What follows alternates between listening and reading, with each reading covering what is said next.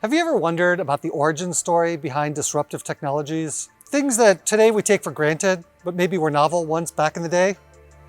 Well, behind me is arguably Mecca for all of that. Today we're in Palo Alto, California at the Palo Alto Research Center, otherwise known as PARC. PARC was founded by the Xerox Corporation back in 1970. Now, this is in the days before personal computers, before a lot of the things that today are ubiquitous in our everyday lives. And those technologies were developed, oddly enough, by a company best known for copy machines. So here's the story on how PARC came to be and why it's important in shaping not only Silicon Valley, but the broader technology space.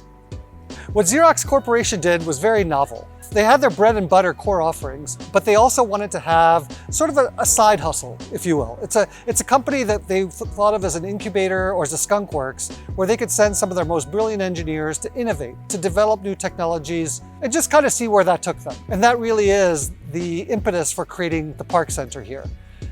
Now, where Xerox struggled, and we'll get into this a little bit later in the story, is commercializing some of those technologies, but don't you worry. These technologies were commercialized, even if it was by other people in the end. A few of the innovations that came out of PARC include the graphic user interface, otherwise known as GUI.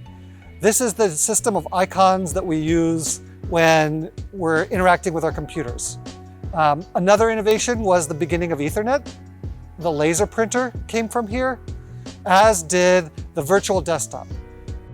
Some of the more exciting innovations that came from PARC included the personal digital assistant. So when you think about the Palm Pilot, which is another technology that led to the iPad ultimately, that came from PARC. Another one that came out of here were touchscreens. There could be no such thing as an iPhone or an iPad or any of the touchscreens that we interact with in our cars if it wasn't for PARC. The optical disc, that came from here. Bitmap graphics came from here, countless others, but just high level. In fact, even the computer mouse came from PARC. Now, there's an interesting story that actually goes all the way back to 1979, and it involves the famous Mr. Steve Jobs in the early days of Apple, pre-Lisa, pre-Macintosh. Steve was rumored to have come here to PARC and found inspiration for the Macintosh and the Lisa in terms of a computer the PARC had developed called the Alto. Now, the Alto, if you look at it, looks a lot like one of the early Macs. It's got a CRT monitor in a box with a mouse attached to it. No one was doing anything like this at the time. Furthermore, the Alto used a graphic user interface, and this interface was designed around the notion of what a traditional pre-computer desktop might have had. So a pre-computer desktop back in the olden days might have had filing cabinets with files in it. That's the file icon. It would have had a mailroom that was serving letters to the different office workers. That's the email icon. It would have had a wastebasket in the corner where you would throw your trash. That's the wastebasket. All of these graphical elements that were built into the operating system, that originated right here. Beyond that, the way that you interacted with the Alto computer was novel. Up until then, computers were basically just terminals. It was literally a keyboard and there would be prompts. And if you have ever worked in DOS or anything similar, it was just entering prompts.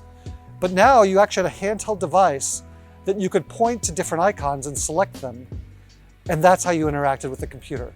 Steve Jobs found this stuff fascinating. He had already begun working on some of these technologies for Apple, but it solidified in his mind that this was in fact viable. What it didn't do, and this is the funny part, is it didn't solidify in Xerox's mind that this was ever going to be commercially viable. So whereas the Alto was never made into a public offering because they deemed it to be too expensive and too far divergent from their core business, it left the door wide open for Jobs to socialize it, popularize it. And even the iPhones that we use today, the icons, the gestures, the way that we interacted, all of that started here.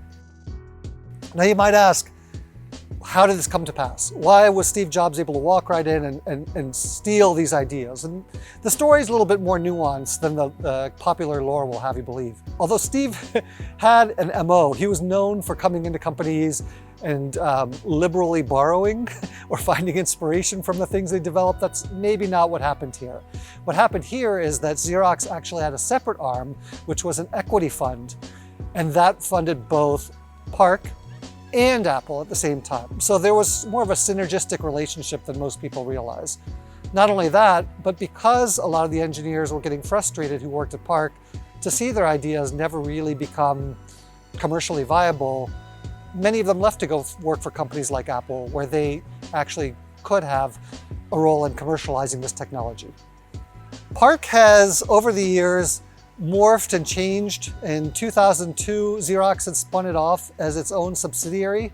So they finally recognized that actually PARC really is its own special thing, separate and apart from the Xerox brand. And then finally, late in 2023, they donated it actually to SRI, which is the Stanford Research Institute, and that's how it operates today. But this really has been and continues to be ground zero for some really cutting-edge technology. If you like this story and want to see more like it, be sure to like and subscribe, hit that notification bell. We've got plenty more content on the origin story behind lots of innovative technology coming out of Silicon Valley and beyond. Thanks for joining us.